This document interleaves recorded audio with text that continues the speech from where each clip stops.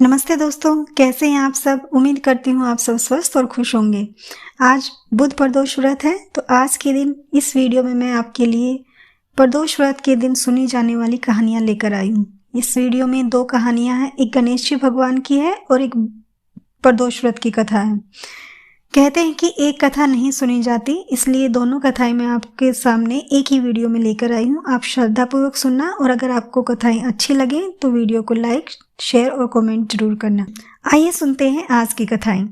सुनते हैं गणेश जी और खीर की कहानी। एक बार गणेश जी ने पृथ्वी पे मनुष्यों की परीक्षा लेने का विचार किया।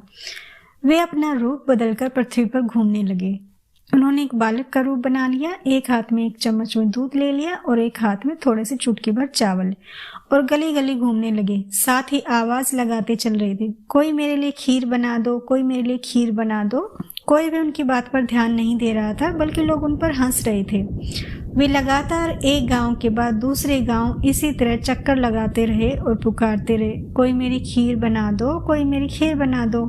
पर कोई भी खीर बनाने के लिए तैयार नहीं था। सुबह से शाम हो गई और गणेश जी लगातार घूमते रहे। एक बुढ़िया थी। शाम के वक्त वो अपनी झोपड़ी के बाहर बैठी हुई थी। तभी गणेश जी वहां से भी पुकारते हुए निकले कि कोई मेरी खीर बना दो, कोई मेरी खीर बना दो। बुढ़िया बड़ी कोमल हृदय वाली थी। उसने कहा, ला बेटा, मैं तेरी खीर बना देती हूँ। गणेश जी ने कहा, माई अपने घर से दूध और चावल के लिए बर्तन ले आओ। बुढ़िया एक कटोरी लेकर बाहर आई तो गणेश जी ने कहा, अपने घर का सबसे बड़ा बर्तन लेकर आओ। बुढ़िया को थोड़ी झुंझलाहट तो हुई, पर उसने सोचा बच्चा है और बच्चे का मन रखने के लिए अंदर जाकर वो घर का सबसे बड़ा पतीला ले आई। गणेश जी ने चम्मच में से दूध पतीले में डालना शुरू किया। तब बुढ़िया को बड़ा ही आश्चर्य हुआ, क्योंकि जैसे ही देखते पतीला दूध से भर गया। उसके बाद एक के बाद एक सारे बर्तन बुढ़िया झोपड़ी से बाहर लाई और सारे दूध से भर गए और चावलों से भी। इस तरह से घर के सारे बर्तन दूध से लबालब भर गए। गणेश जी ने बुढ़िया से कहा, बुढ़िया माई, मैं स्नान करके आता हूँ, तब तक आप खीर बना लो, मैं वापस आकर खाऊंगा। बुढ़िया ने पूछा, इसके तो बहुत सारी खीर बन जाएगी, मैं इतनी सारी खीर का क्या करूंगी? इस पर गणपति जी बोले, सारे गांव को दावत दे दो। बुढ़िया ने बड़े प्यार से मन लगाकर खीर बनाई और खीर की भीनी भीनी मीठी मीठी खुशबू चारों दिशाओं में फैल गई। खीर बनाने के बाद वह हर घर में जाकर खीर खाने का न्योता देने लगी। लोग उस पर हंस रहे थे कि बुढ़िया के घर में खाने को दाना नहीं था और इस सारे गांव को न्योता दे रही है। लोगों को लगा देखते हैं क्या है, और खीर की खुशबू भी लोगों को आ रही थी, तो वो सब चल पड़े। सारा गांव बुढ़िया के घर में इकट्ठा हो गया। जब बुढ़िया की बहू को भी दावत की बात पता चली तो सबसे पहले वहां पहुंच गई। उसने खीर से भरे पतीलों को देखा तो उसके मुंह में पानी आ गया। उसे बड़ी जोर से भूख लगी हुई थी। उसने एक कटोरी में खीर निकाली और दरवाजे के पीछे बैठकर खाने की तैयारी करने लगी। इसी बीच एक छींटा गिर गया और गणपति जी को भोग लग गया और वो तो खुश हो गए। अब पूरे गांव को खाने की दावत देकर बुढ़िया वापस अपने घर आई तो उसने देखा बालक वापस आ गया है। बुढ़िया ने कहा, बेटा खीर तैयार है, भोग लगा लो। गणपति जी बोले, माँ, भोग तो लग चुका है, मेरा पेट पूरी तरह से भर गया। जब आपकी बहू ने खाना खाया तो एक छींटा गिर गया था, मैंने तभी भोग लगा लिया। अब मैं तृप्त हूँ, अब आप खाओ और परिवार और गांव वालों को भी खिला दो। बुढ़िया ने कहा, ये तो बहुत ज्यादा है, सबका पेट भर जाएगा, इसके बाद भी वह बच जाएगी, उस बची खीर का मैं क्या करूंगी? इस पर गणेश जी बोले, हे माई, उस बची खीर को रात में अपने घर के चारों कोनों में रख देना। और बुढ़िया ने ऐसा ही किया। जब सारा गांव जी भरकर खा चुका था तब भी ढेर सारी खीर बच गई। उसने उसके पात्रों को अपने घर के चारों तरफ रख दिया। सुबह उठकर उसने देखा पतीलों में खीर के स्थान पर हीरे, जवाहरात और मोती भर गए हैं। वह बड़ी खुश हुई। उसकी सारी गरीबी दूर हो गई और वह बड़े आराम से रहने लगी। उसने गणपति जी का एक मंदिर भी बनवाया और साथ में एक बड़ा सा तालाब भी खुदवाया। इस तरह उसका नाम दूर दूर तक फैल गया। उस जगह हर साल मेले लगने लगे। लोग गणेश जी की कृपा प्राप्त करने के लिए उस स्थान पर आने लगे और पूजा करने लगे, मान्यताएं मानने के लिए आने लगे।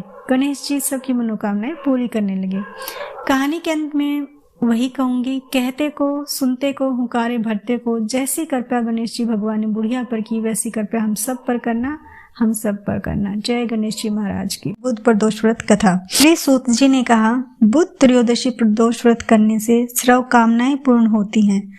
इस व्रत में हरी वस्त्रों का प्रयोग करना चाहिए। शंकर शिवजी की आराधना धूप बेलपत्र आदि से करनी चाहिए। बुध प्रदोष व्रत की कथा के अनुसार एक पुरुष का नया नया विवाह हुआ था। विवाह के 2 दिन बाद उसकी पत्नी मायके चली गई थी। कुछ दिनों के बाद वह आदमी उस पत्नी को लेने के लिए अपने ससुराल गया। बुधवार को जब वह पत्नी के साथ लौटने लगा तो ससुराल पक्ष ने उसे रोकने का यत्न किया कि विदाई के लिए बुधवार शुभ नहीं होता, तो आज मत लेकर जाओ। लेकिन वह नहीं माना और पत्नी के साथ चल पड़ा। नगर के बाहर पहुंचने पर पत्नी को प्यास लगी। पुरुष लोटा लेकर पानी की तलाश में चल पड़ा। पत्नी एक पेड़ के नीचे बैठ गई थी। थोड़ी देर बाद जब पुरुष पानी लेकर लौटा तो उसने देखा कि उसकी पत्नी किसी के साथ हंस हंसकर बातें कर रही है और उसके लोटे से पानी पी रही है। उसको क्रोध आ गया।